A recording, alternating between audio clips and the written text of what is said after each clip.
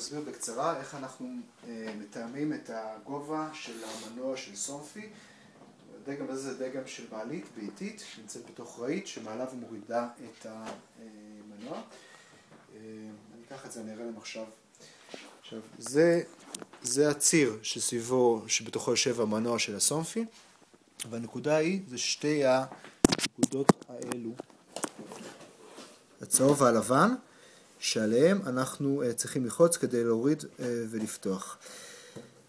בהתחלה, כדי לעשות את הכיוון, אנחנו לוחצים, לא צריך לעשות עם חשמל, על שניהם למטה, משחקים עם החוטים של המנוע, איפה למעלה ואיפה למעלה, כדי לקבע איזה גובה המעלית עולה למעלה, אנחנו לוחצים על הלבן, נראה שצריך לעשות את זה עוד פעם. בואו נראה את זה עכשיו.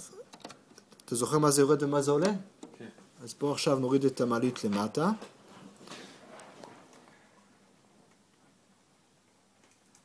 זה למטה?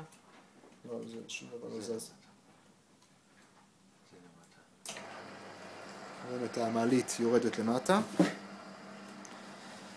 לפני שהיא תגיע לסוף אני אגיד לו לעצור. רוני תעצור, עוד טיפה.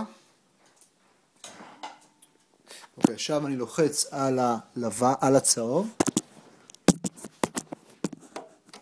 עכשיו נעלה אותה למעלה.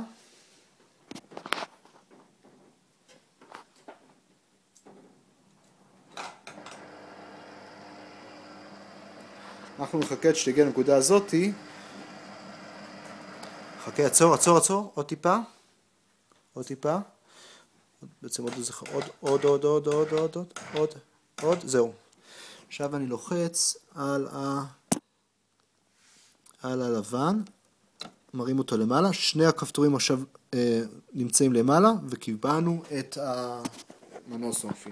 זהו, מקווה שזה עזר לכם, כי אנחנו הסתבכנו בזה לפחות רבע שעה. יום טוב.